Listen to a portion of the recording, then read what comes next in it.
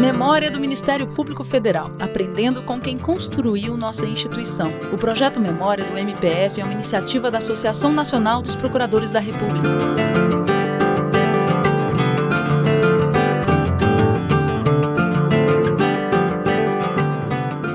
Roberto Gurgel é cearense. Nasceu em 1954 e cresceu em Fortaleza. Foi Procurador-Geral da República entre 2009 e 2013. Estudou no Rio de Janeiro e graduou-se em Direito na UFRJ.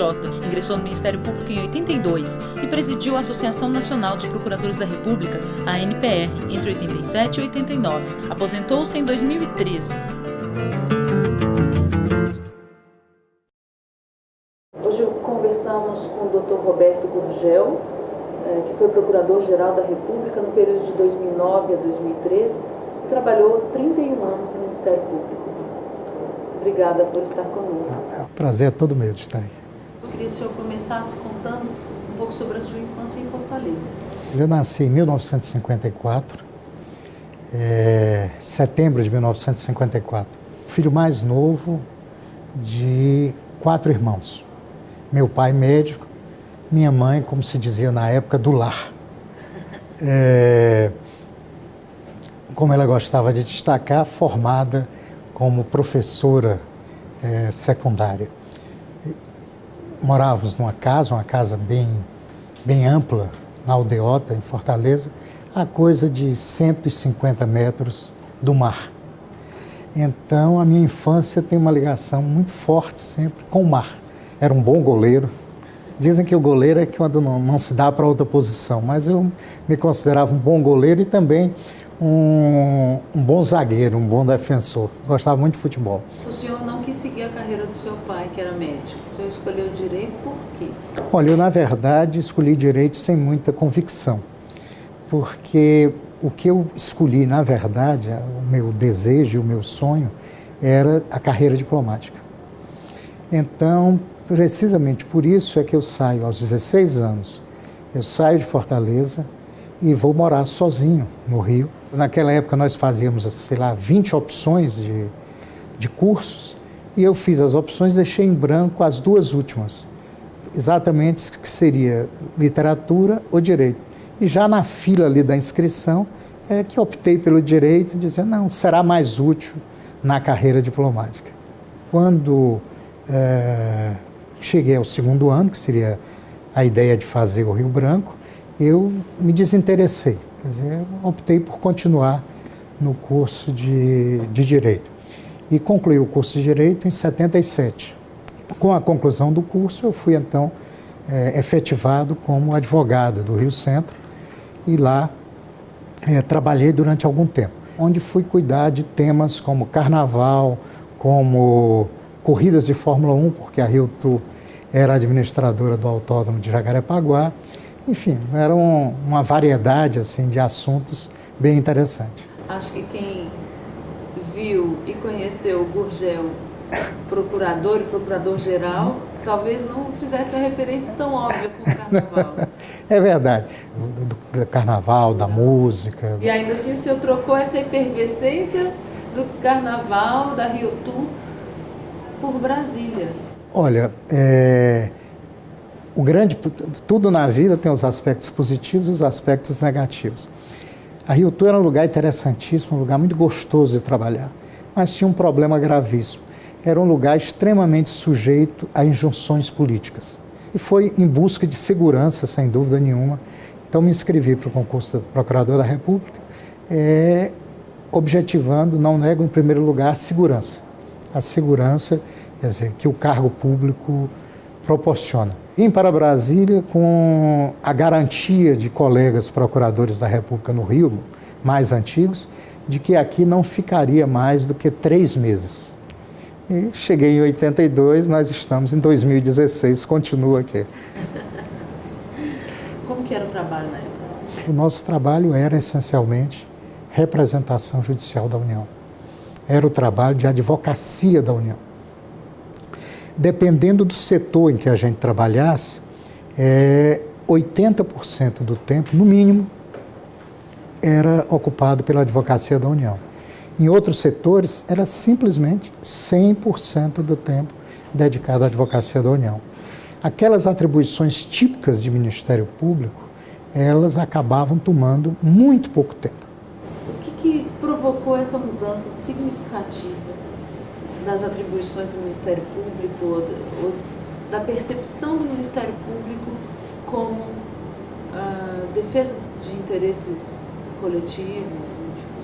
Olha, isso eu diria, para mim, o grande divisor de águas no Ministério Público Federal, os Ministérios Públicos dos Estados tiveram uma outra vivência, mas o Ministério Público Federal, o grande divisor de águas para mim, foi o episódio do escândalo da mandioca e a morte do Pedro Jorge, em que se começa a discutir muito intensamente a necessidade de mudar a instituição, de dar maiores garantias aos seus integrantes e de ampliar a atuação da instituição, que deveria deixar de ser apenas, como vinha sendo na prática em grande medida, apenas a defensora da União, para realmente ir se transformando na defensora da sociedade. Os assuntos vão sendo debatidos e vem a Lei da Ação Civil Pública, que legitima o Ministério Público por uma série de iniciativas na área de interesses difusos e coletivos.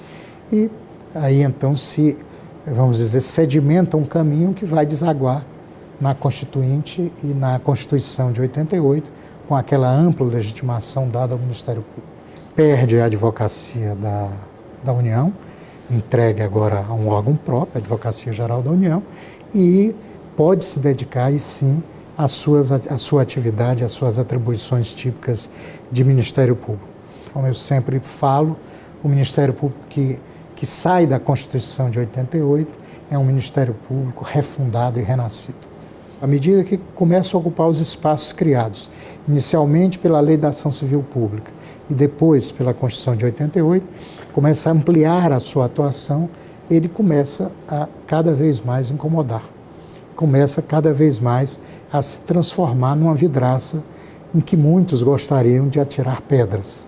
Claro que quanto maior o vespeiro, né, quer dizer, maior a reação.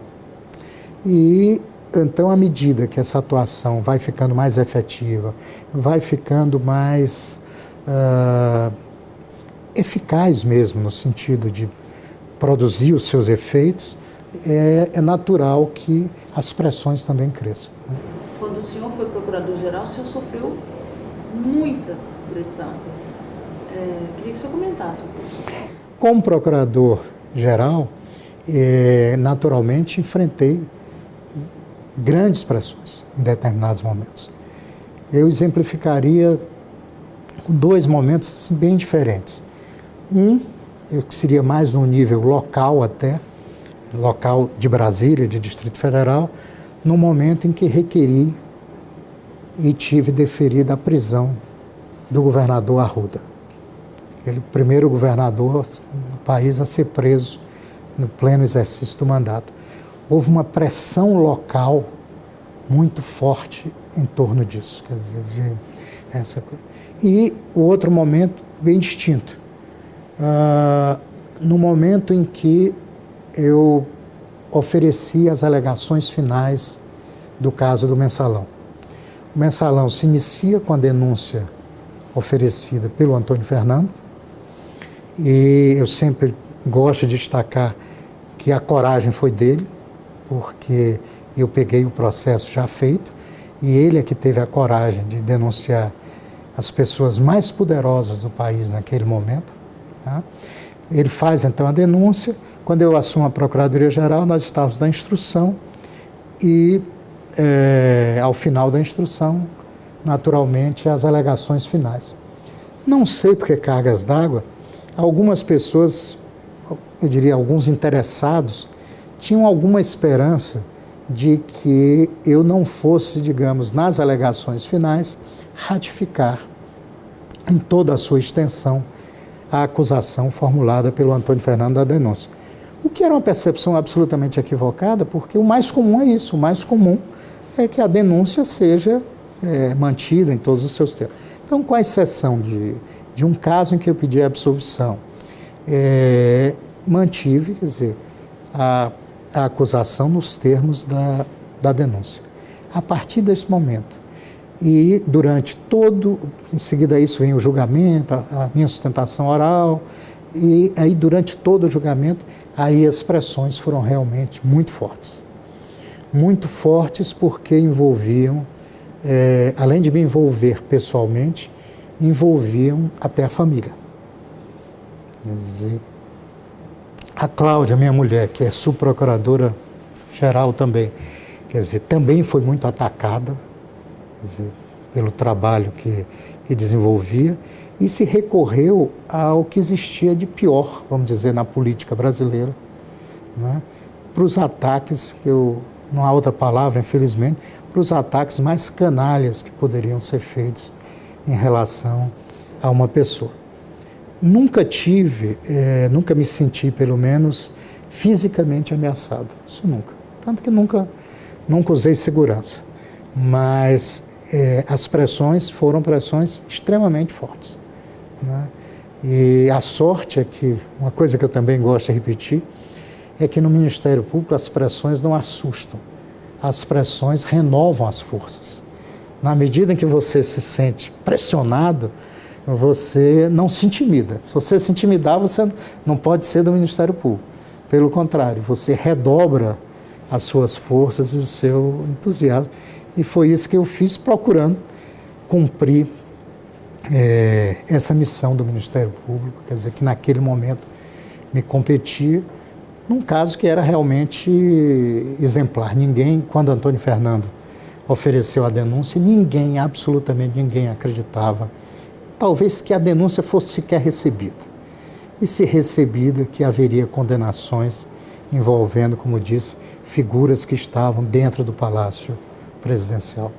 Então, foi realmente um momento muito importante, a meu ver, para toda a instituição, porque levou a instituição a patamares de credibilidade que já vinham crescendo, como eu digo, tudo no Ministério Público, não há mágica, são construções de gerações e gerações. Cada um vai colocando o seu tijolinho a mais, o tijolinho a mais, mas a credibilidade foi chegando a um ponto que realmente a instituição jamais havia desfrutado. Que legado que 32 anos de Ministério Público deixaram para o Roberto Gurgel? Olha, o grande legado, eu diria que foi a absoluta convicção, quer dizer, uma crença mesmo nos valores republicanos. Uma última pergunta para a gente finalizar. Que recado, que mensagem que o senhor destina aos jovens procuradores, aos que desejam ingressar na carreira? Olha, eu destacaria alguns aspectos. O primeiro, de que não se queixem dos mares agitados. O cenário habitual do Ministério Público é o mar agitado. Quem estiver em busca de calmaria, ou não venha para o Ministério Público, ou se veio, e sempre é tempo de sair. É preciso também não esquecer jamais que pressões fazem parte dessa agitação, fazem parte do nosso dia a dia. Quem também não quiser sofrer pressões, não seja membro do Ministério Público. E as pressões sempre devem ser vistas como um estímulo. Sempre pressionado, redobre os seus esforços, redobre a sua atuação. Tá? Jamais se intimide. Né? Eu falo que o destemor não é uma virtude pessoal no Ministério Público. É um atributo insuprimível da instituição. Tá? E um outro ponto que eu acho muito, muito importante. A fidelidade absoluta aos nossos princípios e aos nossos valores. Por maiores que sejam as dificuldades eventuais, e serei bem explícito, por maiores que sejam as dificuldades eventuais, inclusive em temas como remuneração, isso jamais deve servir de justificativa para que um membro do Ministério Público passe a ter uma postura que Zé Américo de Almeida já chamou de honestidade sonolenta, que é absolutamente incompatível com o Ministério Público. Nós não podemos transigir nem por um momento com aqueles princípios que nos trouxeram à instituição, com aqueles princípios que guiam a atuação da instituição. Nós não podemos ser tolerantes com nós mesmos. Nós temos que ser mais intolerantes do que muitas vezes somos com agentes públicos que estão fora do Ministério Público. Nós temos que valorizar e valorizar sempre a unidade. Na instituição é muito frequente valorizar a independência e a autonomia, mas é preciso dar igual valor à unidade e sentir que todos nós, quer dizer, o Ministério Público não deve ter grandes protagonistas. O Ministério Público deve ser um conjunto de esforços, deve ser uma instituição de trabalho coletivo. Todos nós unidos e irmanados pelo esforço, pelo desejo de cumprir a missão que a Constituição nos reservou. Nada. Prazer foi todo meu.